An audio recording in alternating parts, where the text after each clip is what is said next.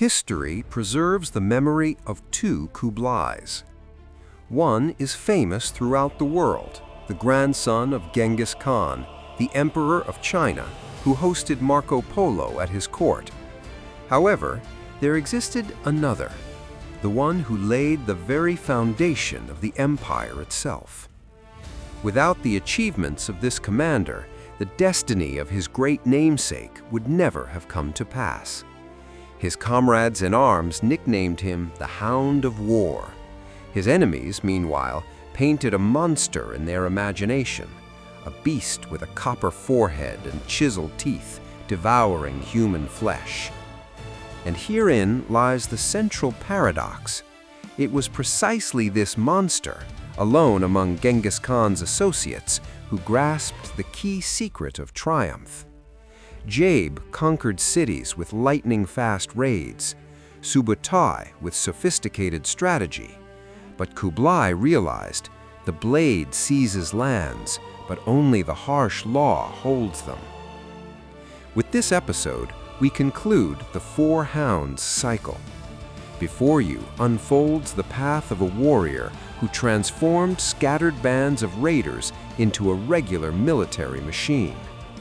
You will see for what reason his rise began with the public humiliation of the Khan's own family, how he forced a hostile kingdom to capitulate without firing a single arrow, and why the ferocious hound is revered today as the first diplomat of the steppes.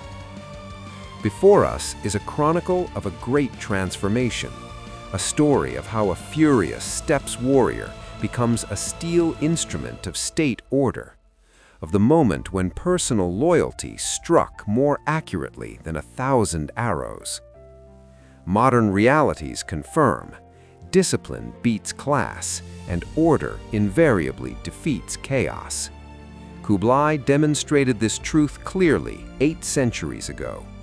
He transformed into that hound who tamed his fury to stand guard over the borders. But for the sake of this mission, he first had to bare his fangs at his own kind. To truly grasp the scale of Kublai's figure, we must transport ourselves back to 1202. The Mongolian steppe in those times had turned into a veritable ball of snakes. Temujin, who did not yet bear the title of Genghis Khan, is preparing the key campaign of his youth, a march against the Tatars. We are not witnessing merely another raid for cattle. This is a sacred vendetta. It was the Tatars who once poisoned his father Yasuge and for decades humiliated the Mongol clans, selling their people into slavery to the Jin Empire. But Temujin faced a problem far more terrifying than enemy arrows: his own army. The Mongols of that era did not resemble the disciplined legions seen in movies. The steppe represented a confederation of free gangs where for millennia one unshakable law ruled. The winner takes all, and immediately. As soon as the enemy turned to flight, the warrior would drop his sword and begin grabbing gold, women, and horses, an unconditional reflex hardwired into the subcortex. War served not politics, but as a means of personal enrichment. Temujin understood. While his people are busy looting, the enemy will regroup and strike the intoxicated marauders in the back. So he issues a decree that sounds like blasphemy to a nomad. No one dares to loot until the battle is finished. All spoils are brought to the center. Distribution only after victory. Punishment, death. The battle at the Dalan-Nemurgis tract turned into a brutal massacre. The Tatars suffered a collapse. Their resistance was broken. However, deep in the rear, far from Temujin's gaze, nature takes its course. 3 noble warriors begin looting, despising the order. We are not speaking of simple soldiers who can be easily whipped. Before us are Altan, Daritai, and Kuchar. Today, these names are forgotten, but back then, they meant everything. Altan and Daritai are Temujin's own uncles. Kuchar is his cousin. This is the Altan Urug, the golden lineage, the untouchable elite, in whose veins flows the blood of the Borjigin. Their logic is simple. Laws are written for the common bone. We are the elders who granted Temujin power. We are the law. They seize herds and divide captive women, celebrating triumph according to old customs, completely confident in their impunity. When the betrayal is reported to Temujin, he realizes this is the moment of truth. If he forgives his relatives, discipline will collapse and his rules will turn into a lie. If he executes them, an internecine war will flare up, capable of swallowing him whole. The future Genghis Khan chooses the path of public humiliation. He summons Kublai. At that moment, Kublai is merely a young Noyan of the Borjigins tribe. He has no noble origin. He is a hound, an instrument of the Khan's will. The order sounds short and terrifying. Ride to them, take everything. If they resist, punish them in the name of the Yassa. If a single hair falls from your head, I will exterminate their entire clan. Let's slow down time and imagine this scene. The camp of the rebellious princes is buzzing. Fires are burning. Drunken laughter and the clinking of cups are heard. Around the tents, hundreds of loyal nukers stand frozen. Kublai rides into this circle. The princes expect him to dismount and deliver a polite request from their nephew. Altan lazily raises a cup, but Kublai does not bow. He silently dismounts, his face turned into a stone mask. The Noyan walks to the hitching post and begins untying the best steeds. Calmly, methodically, a dead silence descends upon the camp, broken only by the crackling of embers. The princes jump up, their faces turning purple with rage. The guards take a step forward, steel clattering. "You, pathetic Borjigins," screams Altan. "You dare touch our property? Have you forgotten who we are?" The fate of the empire hung by a thread. One wrong move and Kublai would be hacked to pieces. But he turns and looks straight into the eyes of the enraged prince. There is no fear or anger in his gaze. There, the cold void of the law is frozen. "This is not your property." His voice sounds quiet, yet everyone hears it. It is the property of the empire and the will of the Khan. He orders his men to disarm the elders, and the incredible happens. The prince's guard, seeing this steel confidence and the invisible shadow of Temujin behind his back, lowers their blades. The authority of the golden lineage crumbles to dust before the power of the Yassa. Kublai took everything down to the last coin, leaving the princes as beggars in the middle of the steppe before their own warriors. In that instant, amidst a dirty camp, the true Mongol state was born. Because an empire is not territories. It is a state where abstract law stands higher than sacred blood. Kublai didn't just return the loot. He proved to everyone, from now on, there are no nephews and uncles here. There are only commanders and subordinates, and punishment will acake all. Temujin crushed the internal opposition. The iron discipline of the Yassa forever displaced aristocratic greed. But this triumph only exposed a new threat. While the great Khan was bringing order to the Ulises, in the west, a sleeping giant awoke, the Naiman Khanate, a true superpower of the steppe. Old Tayan Khan despised the Mongols, seeing in them nothing but a handful of arrogant upstarts. He intended to wipe them off the face of the earth with one crushing blow. The Naimans were superior in numbers, their horses glistened with fat, and their armor shone with steel. The Mongols needed something more than just order. They needed terror. Temujin released his 4 hounds from the chain. Kublai received an order that broke no extra words. This decision turned his name into a legend of nightmares. The year 1204, Mount Nakhu-Gun, the point of no return. The Naiman army seized the commanding height. Tens of thousands of horsemen stood frozen as a monolithic wall, awaiting easy prey.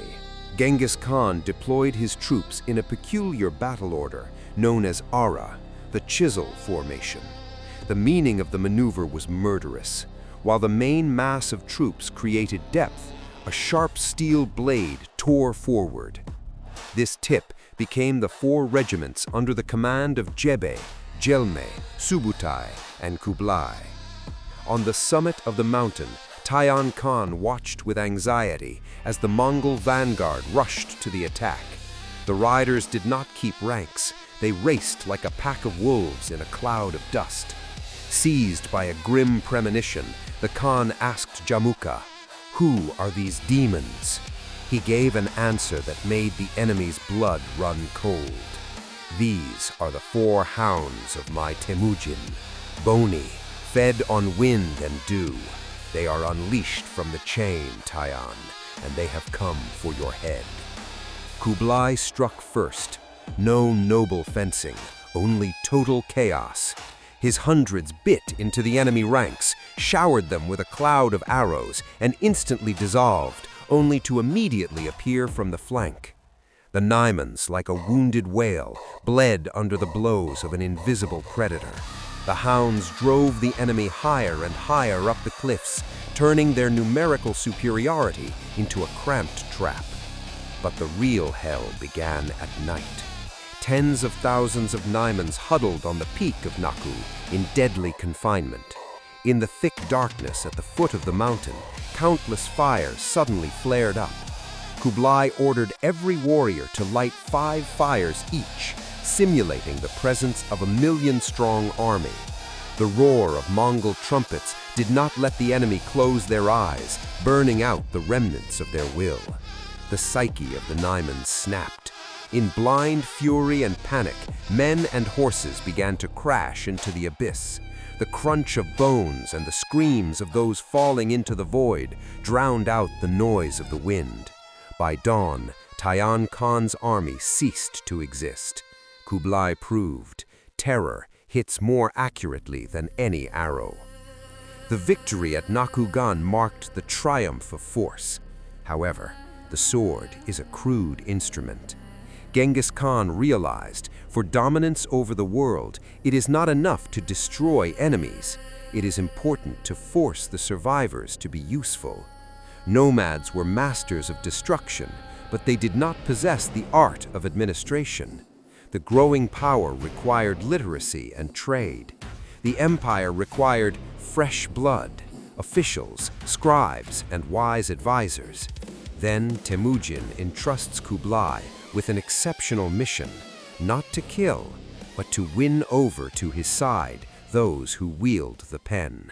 The year 1211 arrived. Reaching the borders of the Kayalyks, Kublai encounters a different world. Here, everything staggered the imagination. Stone walls replaced felt yurts. Mullahs read prayers instead of shamans, and wine displaced the familiar kumis on the tables. The ruler of these lands bore the title Arslan Khan, which meant Lion Khan.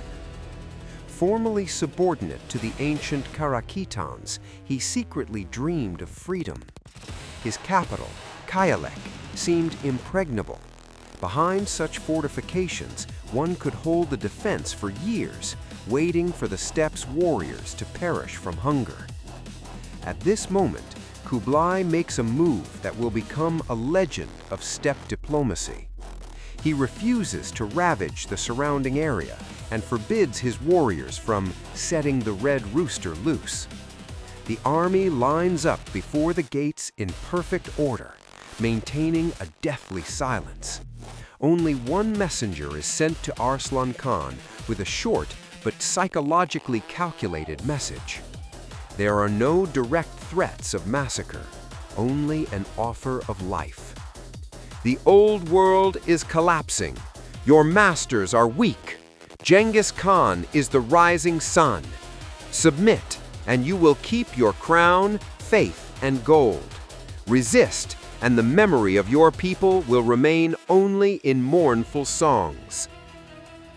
Arslan Khan was reputed to be a wise politician. He remembered the fate of the Naimans and had heard the legends of the hounds of war with their copper foreheads. Looking from the walls, he saw not a wild horde thirsting for profit, but a disciplined mechanism ready to strike on command. The silence terrified him more than furious screams, and the lion bowed his head. The ruler's Steppe turned out to be unprecedented. Personally executing the Karakhitan governor, he ordered the gates thrown open. When Kublai rode into the city, many veteran Mongols, seeing the silk and silver, instinctively reached for the hilts of their swords. The robber's reflex demanded release, but Kublai checked them with a single icy glance. "We are not here for profit," his eyes read. "We are here for the empire." On that day, not a drop of blood was spilled on the streets, and the merchants' stalls remained untouched. Instead of the bloody head of an adversary, Kublai delivered the living Arslan Khan to headquarters. Such a thing came as a shock to the Mongol court. To bring a king not as a prisoner, but as an ally? Genghis Khan was delighted. Later, he would say of his commander's talent, "I sent him for loot, and he brought me a whole kingdom." Along with the Kayalyks, the Mongols gained what they desperately needed: the Uyghur script, experienced administrators, and a global vision of the world. Kublai, a stern and illiterate warrior, opened the doors of civilization to the empire. He proved with deeds the faithful hound is capable not only of tearing flesh, but of carefully herding game, preserving the valuable hide. Unlike Subutai, the conqueror of Rus, or Jebe, who fell in the rays of glory at the Kalka River, Kublai consciously chooses the shadows. His path ends shortly after the Chinese campaign, but it was in this shadow that he laid the foundation, without which the young empire would have collapsed under its own weight. The year 1211. The Great War with the Jin dynasty, the Golden Empire of China, begins. The adversary surpassed the Mongols 100-fold in numbers, wealth, and technology. Before, the nomads fought for pastures. Now cities rose before them, where mountains of gold eclipsed the sands of the Gobi. And here, a mortal threat emerged, not from Chinese blades, but from an internal poison: greed. The colossal loot began to decompose the army. Yesterday's shepherds in rough skins were now stuffing saddlebags with silk and jade. Discipline was crumbling. Intoxicated by triumph, generals entered into bloody disputes over trophies, ready to tear at each other's throats for an extra wagon of silver. The army risked turning into an uncontrollable mob of marauders. At the Great Kurultai, Genghis Khan assigns Kublai a mission devoid of pathos, but endowed with absolute power. He becomes the Iron Arbiter. In a horde where every Noyan fancied himself equal to the Khan, a guardian was needed whose sentence was feared more than enemy arrows. A figure who accepted no bribes. A leader for whom the letter of the Yassa stood higher than blood ties. Imagine the height of the campaign. Two powerful two-man commanders leading 20,000 sabers are frozen with drawn swords in the middle of a burning city. They are dividing the governor's treasury. The air is thick with hatred. Fratricidal slaughter is one step away. At this moment, Kublai arrives. He does not raise his voice and does not waste time on threats. He merely silently unfurls the black banner with the seal of the Khan and makes a barely perceptible gesture toward the commandant's office. And the generals hide their steel. They remember. This man was not afraid to humiliate Genghis Khan's own uncles. He is indifferent to past merits. Violate the Yassa, and your head will fly from your shoulders before you have time to make excuses. Kublai transformed into a sort of internal police, becoming the immune system, purging the infection from within. While commanders performed brilliant maneuvers, he ensured that success did not destroy the empire. He controlled the collection of loot, punished concealment, and forced quarreling chieftains to peace. This work does not inspire poets. Songs are not sung about it at the campfire, but it was thanks to such rough supervision that the nomadic horde did not scatter into gangs of robbers, but turned into a monolithic machine grinding down civilizations. Kublai served as that steel rod upon which the great discipline held fast. Kublai Noyan passed from life quietly shortly after the start of the Chinese campaign.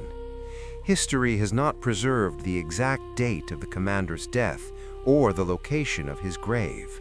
He did not see the triumph of the empire stretching from the Yellow Sea to the Danube. The great warrior is deprived of a majestic mausoleum like the one erected for Tamerlane. His name is often confused with his namesake grandson. But the world learned this lesson forever.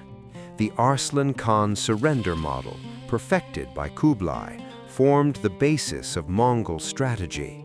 This is how they accepted the submission of hundreds of cities, from Rus to Persia.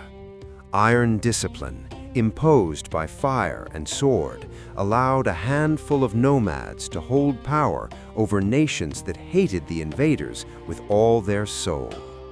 The paradox is that the man with the nickname Hound of War and the reputation of a ferocious warrior went into history as the first Mongol diplomat and guardian of state order. He proved one truth to posterity. History is made not only by those who burn cities, but also by those who know how to accept the keys to the gates in time and hold the formation in the moment of triumph. Here the cycle of the four hounds, Jebe, Subutai, Jelme, and Kublai, comes to an end. This quartet served as Genghis Khan's sword, cutting a path to immortality. However, the Khan relied not only on the blade. In the shadow of his throne stood an unbreakable shield, people whose loyalty remained quiet and absolute. Without them, the genius of the Shaker of the Universe would have turned into a lonely voice lost in the sands of the desert. Where shall we go next? The saga of the Mongol Empire is just beginning. Before us are two routes. The choice is yours. Option 1. The Faithful Guard. The story of the comrades who were beside Temujin during the years of exile, Borchu and Mukali. Those who shared one hide and drank muddy water from a puddle when the whole world took up arms against them. A saga of friendship that proved stronger than power, and of the men who created a great dynasty. Option 2. Enemies of Genghis Khan. Jamuka, Tayan Khan, Kuchlug. The tragic figures of great rivals. Possessing strength and intellect, they could have taken the Khan's place and ruled the world. Why did they lose? This is a story of fatal mistakes, betrayal, and broken destinies. Whom will you choose? The builders of the empire, or those who tried to crush it in the cradle? Write one word in the comments: guard or enemies. Your vote will determine the future of the channel. Subscribe and hit the like button if Kublai's path opened a new facet of the Great Steppe for you. See you in history.